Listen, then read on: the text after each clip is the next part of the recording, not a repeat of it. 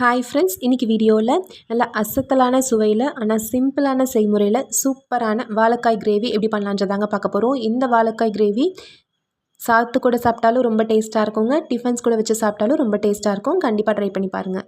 இந்த வாழைக்காய் கிரேவி செய்கிறதுக்கு நான் இன்றைக்கி ஒரு வாழைக்காய் எடுத்திருக்கேன். இதை காம்பு மட்டும் கட் பண்ணிவிட்டு மேலே இருக்க தோலை லேசாக சீவி எடுத்துருங்க. சீவி எடுத்துகிட்டு இதை ரவுண்டாக கட் பண்ணி எடுத்துக்கலாம். இதே கிரேவி நீங்கள் வாழைக்காய்க்கு பதிலாக நீங்கள் மீல் மேக்கர், அதாவது சோயாவில் கூட நீங்கள் ட்ரை பண்ணலாம். அதுவுமே ரொம்ப டேஸ்ட்டாக இருக்கும்.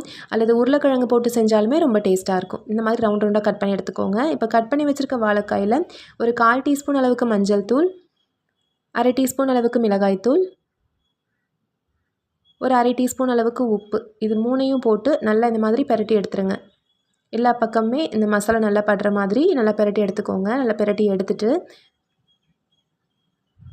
இந்த மாதிரி ரெடி பண்ணி வச்சுக்கலாம். இப்போது இந்த கிரேவி செய்கிறதுக்கு தேவையான வெங்காயம், தக்காளி, கருவேப்பிலை, கொத்தமல்லி இதை எடுத்துக்கலாம். 2 பெரிய வெங்காயம் மீடியம் சைஸில் எடுத்துருக்கேங்க. கூடவே 3 தக்காளி எடுத்திருக்கேன். அதே மாதிரி மசாலா அரைக்கிறதுக்கான பொருட்களை எடுத்து வச்சுருக்கேன்.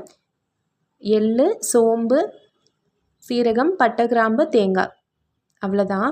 இப்போ ஸ்டவ்வில் ஒரு வாணலி வச்சுக்கலாங்க. இதில் 2 டேபிள் ஸ்பூன் அளவுக்கு எண்ணெய் விட்டுக்கோங்க. எண்ணெய் சூடானதும் நம்ம கட் பண்ணி எடுத்து வச்சுருக்க வாழைக்காயை போட்டு ஃப்ரை பண்ணி எடுத்துக்கோங்க. ரொம்ப நேரம் ஃப்ரை பண்ணுன்ற அவசியம் இல்லை. கொஞ்சம் சாஃப்டானதும் தனியாக எடுத்து வச்சிடலாம்.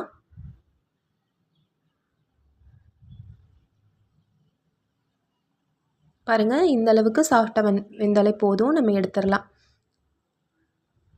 இப்போ வாழைக்காய் எல்லாத்தையும் தனியாக எடுத்து வச்சுட்டு இப்போ இதே எண்ணெயிலேயே அப்படியே நம்ம கிரேவி செஞ்சிடலாம். ரொம்ப சிம்பிளான ஒரு கிரேவி தாங்க, ஆனால் டேஸ்ட்டு அவ்வளோ அசத்தலாக இருக்கும். இப்போ இந்த எண்ணெயில் நம்ம நறுக்கி வச்சுருக்க பெரிய வெங்காயத்தை போட்டுக்கலாம். கூடவே கொஞ்சமாக கருவேப்பிலை, இது 2ஐயும் சேர்த்துட்டு இது நல்லா வதங்கட்டும். வெங்காயம் ஓரளவுக்கு வதங்கி வரட்டும். எண்ணெய் பார்த்துக்கோங்க, தேவைப்பட்டால் இன்னும் கொஞ்சம் எண்ணெய் தேவைன்னா சேர்த்துக்கோங்க. இப்போ இதில் 1 டேபிள் ஸ்பூன் அளவுக்கு இஞ்சி பூண்டு விழுதும் சேர்த்துட்டு அதோட பச்சை வாசனை போகிற வரைக்கும் இதை நல்லா வதக்கிக்கோங்க. மீடியம் சைஸில் இருக்க தக்காளி ஒரு 3 தக்காளி எடுத்திருக்கேங்க. நம்ம புளிப்புக்கு வேறு எதுவுமே சேர்க்க போகிறதில்ல, தக்காளி மட்டும் தான் சேர்க்க போகிறோம். அதனால் ஒரு 3 தக்காளியாவது எடுத்துக்கோங்க. அப்போ தான் டேஸ்ட்டு கரெக்டாக இருக்கும். இது சப்பாத்திக்கு சைட் டிஷ்ஷாக வச்சு சாப்பிட்டா கூட நல்லா டேஸ்ட்டாக இருக்கும். தக்காளியும் பொடி பொடியாக கட் பண்ணி போட்டுருங்க. இது கூட 1 டீஸ்பூன் அளவுக்கு உப்பு சேர்த்து தக்காளி நல்லா சாஃப்ட் ஆகிற வரைக்கும் வதக்கி எடுத்துக்கலாம். இதில் ஒரு 2லேருந்து 3 டேபிள் ஸ்பூன் அளவுக்கு தண்ணி விட்டு தக்காளி நல்லா சாஃப்டாக வெந்து வரட்டும். அது வரைக்கும் வேக வச்சு எடுத்துக்கலாம்.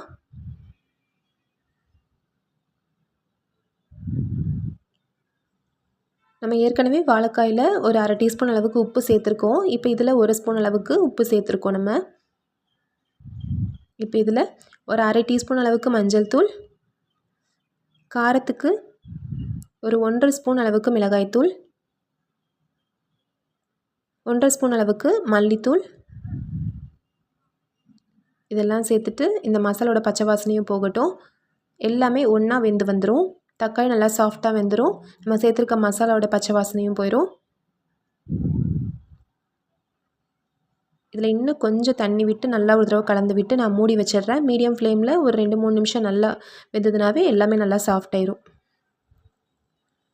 இது வேகிறதுக்குள்ளார நம்ம மசாலா அரைச்சிக்கலாம்.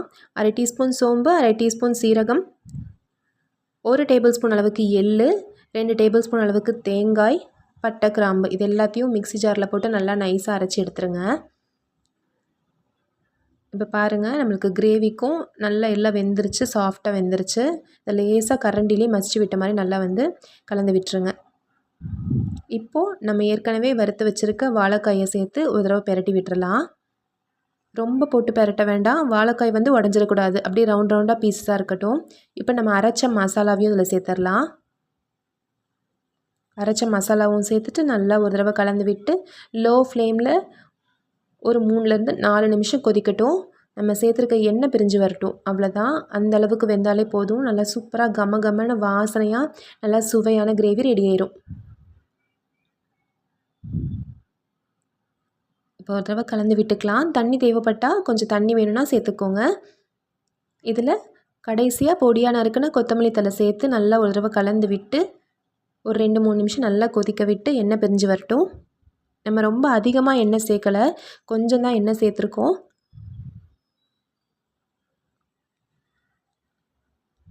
இந்த வாழைக்காய் கிரேவி கிட்டத்தட்ட அதாவது வெஜிடேரியன் மட்டுமே சாப்பிட்றவங்களுக்கு ஒரு நான்வெஜ் டேஸ்ட்டில் அவ்வளோ சூப்பராக இருக்கும்.